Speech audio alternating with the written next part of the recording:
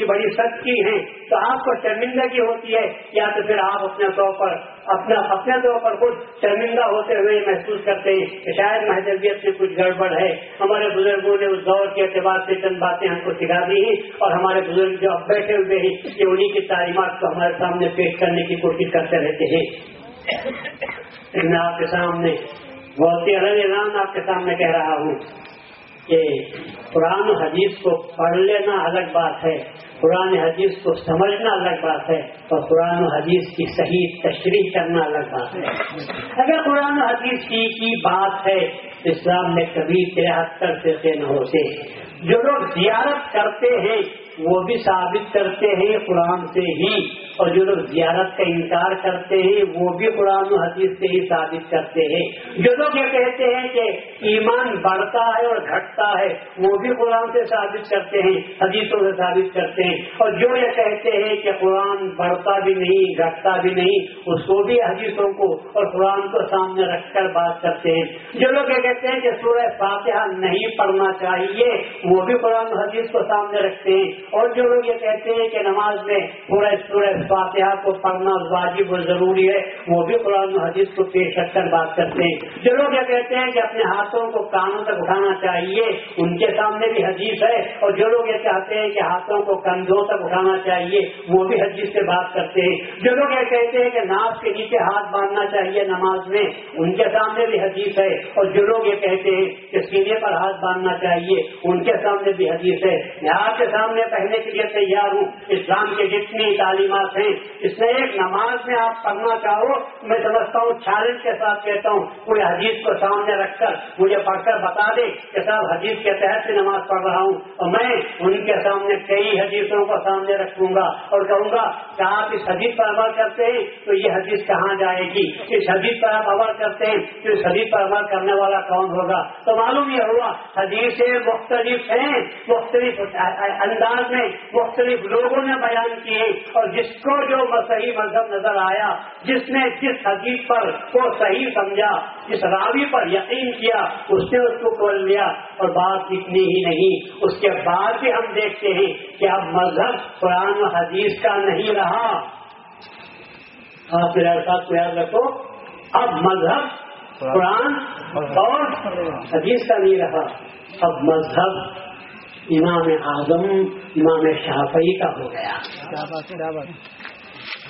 آپ لوگوں سے پوچھو کہ آپ کا مذہب کیا ہے، کوئی آپ کو جواب دے گا کہ میرا مذہب قرآن ہے، کوئی جواب دے گا کہ میرا مذہب حدیث ہے.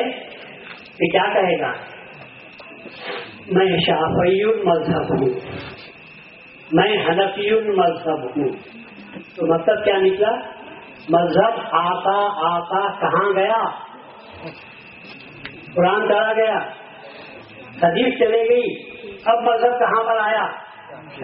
شخصیت پر آ گیا. اگر آپ کو یقین نہیں تو کل صبح اٹھو اور ایک فتویٰ پوچھو، جامع جامعہ کو جاؤ حیدر آباد کی، نہیں یہاں سے بالکل شاید کو جاؤ اور میسور میں چلے جاؤ، وہاں فتویٰ پوچھو کہ صاحب ایک شخص نے فلاں ایسا کام کر لیا ہے، اس کے تعلق سے کیا کہتے ہیں، کیا تعریف ایسے امام کے پیچھے پڑھی جا سکتی ہے، حافظ کے پیچھے جو پیسے لے کر تراویح پڑھاتا ہے.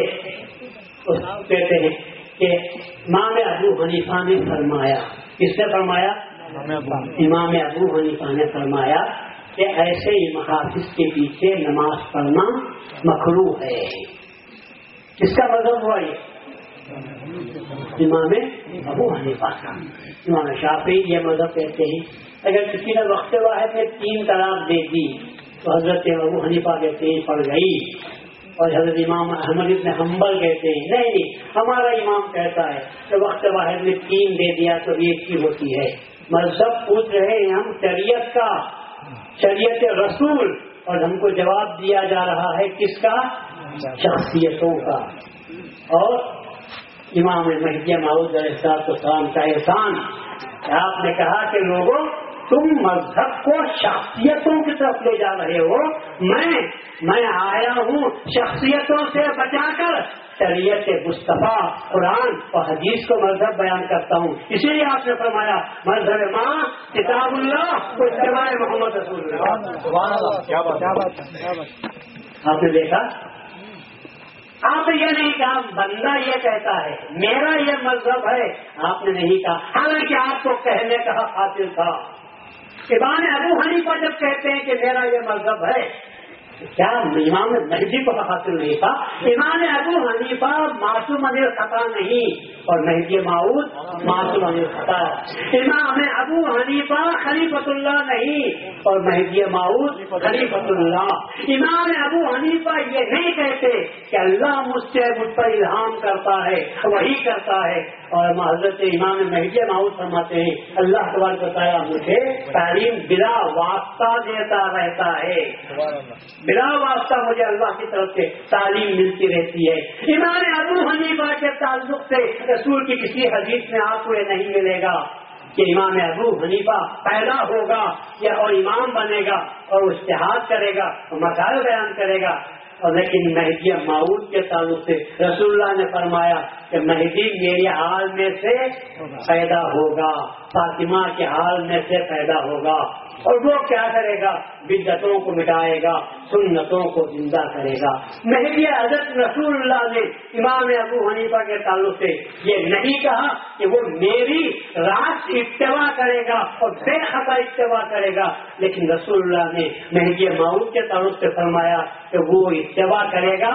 اور وہ کیسے اتباع کرے گا؟ ولا یخطی، میری اتباع کرے گا اور میں نقش قدم پر چلے گا اور کبھی بھی خطا نہیں کرے گا. تو آپ بتاؤ مذہب کی تعریف امام مہدی نے بیان فرمائی یا ان لوگوں نے بیان فرمائی؟ اور کب بیان فرمائی؟ جبکہ مذہب کے فرق کے اڑا دیے گئے تھے، جبکہ مذہب کی توہین کی جا رہی تھی، جبکہ مذہب کے معنی اڑا دیے گئے تھے، بلکہ مذہب کو اقوال انسانی کی طرف ثابت کر دیا گیا تھا، منسوخ کر دیا گیا تھا، جبکہ مذہب کے معنی شخصیات ہو کر رہ گئے تھے. ایسے وقت میں مہدی موعود نے فرمایا مذہب ماں کتاب اللہ اتباع محمد رسول اللہ. اس پر بھی آج اعتراض کیا جاتا ہے اور آپ لوگ خاموش ہیں. کیا ہم کو جواب دینے کا حاصل نہیں؟ آپ اندازہ لگاؤ یہی حالات تھے جبکہ بندگیوں نے جواب دینے کی ٹھانی. ایسے ہی حالات تھے. علماء سو ہر دور میں، علماء دنیا دار ہر دور میں پیدا ہوتے ہیں اور وہ لوگوں کو بھٹکاتے ہیں، بہکاتے ہیں، صحیح مذہب سے ہٹانے کی کوشش کرتے ہیں. خیالات کو، ہمارے واقعات کو بگاڑ کر پیش کرتے ہیں. وہ حضرت کبھی آج شام ہو گیا ہے، اس طرح ملی مجھے، بنگلور کو فون کیا تھا سادات کے دفتر کو، وہاں سے جواب ملا کہ شام ہو گیا ہے اور کل حضرت بندگیاں چاہے دلاور رضی اللہ عنہ کا بیان ہے. اور ابھی مجھے فون کیا تھا، مجھے یہاں کو مسئلہ آباد آلو کا فون کیا تو جواب ملا مجھے سادات سے کہ کل کی پہلی تاریخ ہے. شاہ دلاور کے واقعات میں لکھا ہوا ہے. اور افسوس کی بات ہے غیر تو اعتراض کرتے ہیں، ہمارے بھی اعتراض کرتے ہیں. پر یہ کون ہے؟ یہ ہمارے نہیں ہیں، یہ غیروں کے ایجنٹ ہیں. یہ ہمارے نہیں ہیں، یہ غیروں کے ایجنٹ ہیں. وہ ایجنٹ بن کر ہم اعتراض کرتے ہیں. بات چھوٹی سی کہ حضرت مدینہ شاہ دلاور رضی اللہ عنہ کا بھی تھا، حضرت مہدی موعود کا دائرہ تھا. ایک ضعیفہ بڑھیا آتی ہے، ایک ضعیفہ بڑھیا آتی ہے اور میرے سامنے سے عرض کرتی ہے کہ آقا میں نے بہت زمانے سے تھوڑا تھوڑا کر کے پونجی جمع کی ہے حج کو جانے کی نیت سے. ضعیفہ اکیلی، اس کا بیٹا ہے نہ شوہر ہے، اور وہ کیا کرتے ہوگی؟ کچھ بھی چکی پیستی ہوگی لوگوں کے، ہانڈی برتن دھوتی ہوگی، تو وہ کچھ پیسے جمع کرتی تھی.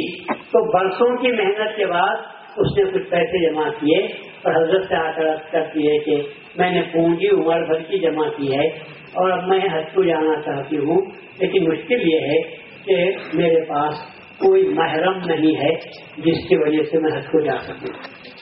اب شریعت کہتی کیا ہے؟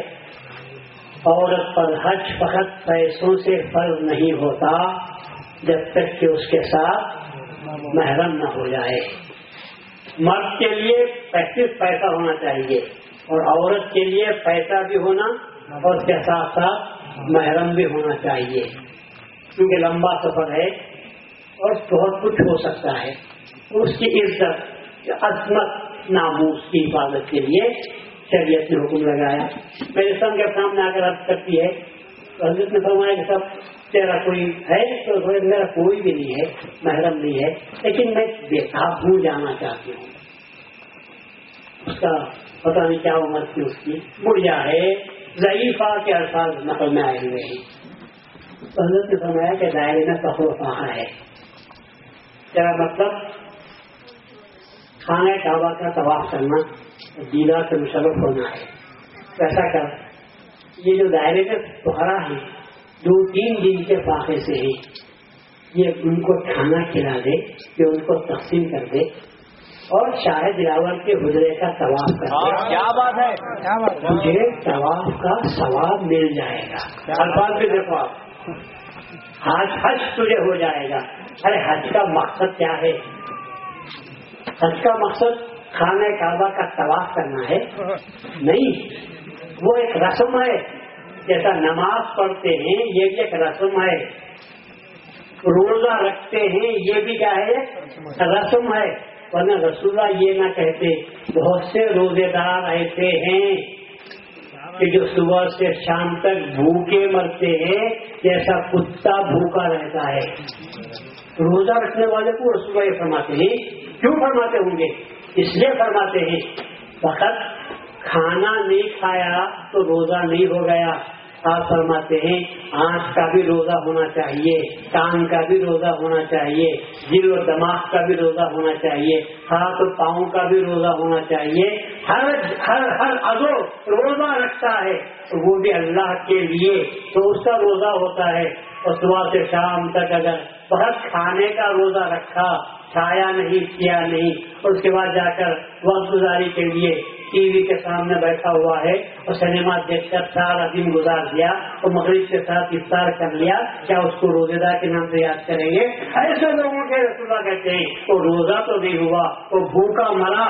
اسی طرح بہت سے حاجی ایسے ہیں جو احرام بھی باندھ لیتے ہیں، حج کو بھی چلے جاتے ہیں، خانہ کعبہ کا طواف بھی کر لیتے ہیں. اور آپ ان سے پوچھ کر دیکھو بھائی حج کیسا ہوا، تو جواب دیتے ہیں کیا بہت آسان سے ہو گیا. ایسا گھر سامنے ملا تھا، کوئی تکلیف نہیں تھی، ایئر کنڈیشن تھا، حرم شریف کے قریب، اور کوئی تکلیف نہیں. کھانا وقت پر پہنچ جاتا تھا، اترتے ہی ہم جا کر نماز پڑھ لیتے تھے. اس کے بعد کیا کرتے تھے؟ اس کے بعد سارا بازار پھرتے تھے اور پھر فیری سے ہی سے تیار کیا کیا لانا ہے. گھر سے پوچھتے ہی لمبی فہرست ہے تو تمام سامان خریدا جا رہا ہے. گئے کاہے کے لیے؟ حج کے لیے. حج کا مقصد کیا ہے؟ حج کے معنی ارادہ کرنے کے ہی. سوال یہ ہے کہ کس چیز کا ارادہ کر رہا ہے؟ بس میں ایمان جواب دیتا ہے اللہ کا ارادہ کر رہا ہے. ارادہ اللہ کا تھا، معلوم ہوا کہ اللہ کا بھی گھر ہے تو ہم گھر کو گئے تاکہ گھر میں گھر والا مل جائے گا. کیا بات، گھر میں گھر والا مل جائے گا. لیکن وہ کالے پردے والے گھر کو دیکھ لیا دور سے اور یوں کر کے طواف کر لیا. اس کے بعد سارا 1.5 مہینہ گزارا تو کون سی چیز کہاں ملتی ہے؟ ہر ایک چیزوں کے ڈھونڈنے والے چیزیں تو بنگلور میں بھی مل جاتی ہیں. کولمبو بازار میں جاؤ، سنگاپور بازار میں جاؤ تو باہر کی ہر چیز مل جاتی ہے. جو چیز یہاں نہیں ملتی وہ پکڑنے کے لیے تو گیا، وہ لینے کے لیے گیا تھا. اور وہ مقام ہے کون سا؟ وہ کعبۃ اللہ ہے. اللہ کے گھر کو پردہ پکڑ اور بول کہ میں آیا ہوں تیرے گھر کو. اور کسی کے گھر کو گیا تو گھر والے سے ملتے ملے بغیر واپس نہیں آیا. تیرے گھر کو بھی آیا ہوں، اے گھر والے مجھے تیرا دیدار بتا دے. تم کیسا ہوا؟ جس کو حج کے نام سے یاد کرتے ہیں. میرے موت نے فرمایا اے حج کو جانے والوں، عشق ہے تو آؤ، عشق نہیں ہے تو مت آؤ. تو حضرت نے فرمایا کہ بوڑھیا اگر تجھے کہا کہ میں ان کو دے دی تو مجھے کیا ملے گا؟ تو حضرت نے فرمایا کہ بھائی دلاور کے مجرے کا طواف کر لے تو کیا ہوگا. یا لوگوں آپ سمجھتے نہیں، وہ حضرت ابراہیم خلیل اللہ کا بنایا ہوا گھر ہے جسے جبرائیل خلیل نے بنایا، تو ہم اس کو بیت اللہ جلیل کے نام سے یاد کرتے ہیں. اسے بنایا کس نے؟ ابراہیم خلیل اللہ نے بنایا. اور اس سے بڑا کعبہ تمہارے پاس موجود ہے جس کو میں دل کے نام سے یاد کرتا ہوں. نہیں کعبہ ہی نہیں، رسول اللہ فرماتے ہیں قلب المومن عرش اللہ، مومن کا دل اللہ کا عرش ہے. تو معلوم یہ ہوا کہ وہ فقراء جو اللہ کے راستے میں فقر و فاقے میں تھے، معود نے فرمایا کہ اس کو دے دو، اور اس کے بعد اگر تمہاری تسلی کے لیے طواف کرو تو تیسری ہی ٹکر میں وہ بیچاری نے پکار کر کہا فستو ورب الکعبہ، کعبے کے رب کی قسم میں اپنے مراد کو پالی، مجھے دیدار نصیب ہو گیا اور وہ ختم ہو گئی. اس میں مہدی معود نے کبھی یہ کہا نہیں حج کو جانے کی ضرورت نہیں، پیسے مجھے دے دو. کبھی مہدی معود نے کہا یہ کہا کہ ابھی حج کو جانے کی ضرورت نہیں، یہاں طواف کو کر لے، یہ بھی نہیں کہا آپ نے. بڑھیا کی ضرورت، بڑھیا کی تکلیف اور بڑھیا کی بے بسی کی حالت تھی اور وہ مایوس ہو رہی تھی. تو مہدی معود نے اس کی مایوسی کو دور کرنے کے لیے علاج تجویز کیا. اور حقیقت یہی ہے لوگوں کہ خدا تمہارے طواف کا محتاج نہیں، خدا تمہارے طواف کا محتاج نہیں ہے. خدا تو چاہتا یہ ہے کہ تم بندگان خدا کی خدمت کرو. پھر راوے بسریا حج کو جانے کے ارادے سے جا رہی تھی، جمع کیا پیسہ پورا، صبح نکلنے والی تھی. رات میں اٹھ کر دیکھا تو ایک آدمی جا رہا ہے، پیچھے گئی کہ کیا اس کا ارادہ ہے. دیکھا تو ایک گدھا سڑا ہوا مرا ہوا پڑا ہوا تھا. رات کے 1-2 بجے جا کر وہ شخص اس کا گوشت کاٹ کر لاتا ہے اور پکاتا ہے اور اپنی بیوی بچوں کو کھلاتا ہے. بیوی راجا نے پوچھا کیا بات ہے یہ؟ تو کہا ہمارے لیے وہ چیز حلال ہے، حرام نہیں ہے. تمہارے لیے حرام ہے، ان پر 3 دن سے زیادہ فاقہ گزر چکا ہے. میرے بیوی بچے پریشان ہیں، میں کب تک ان کو سہلا سکوں گا. میرے لیے حلال ہے، اس لیے میں دیکھا کہیں سے کچھ نہیں ملا تو آج میں جنگل کو گیا، دیکھا تھا صبح میں ایک جنگل میں گدھا مرا پڑا ہے، تو شام کو سب سے آنکھ بچا کر میں گیا ہوں اور وہ لے کر آ کر ہم پکا کر کھا رہے ہیں. پھر رابعہ بصری نے کہا میں حج کو جا رہی ہوں خدا کو خوش کرنے کے لیے، بجائے اس کا لمبا سفر کرنے کے ان کے حوالے کر دوں تو خدا خوش ہو جائے گا. آپ نے ورقم ان کو حوالے کر دی اور خدا شکریہ ادا کیا کہ باری تعالیٰ میرا حج یہی ہو گیا، مجھے خوش کرنا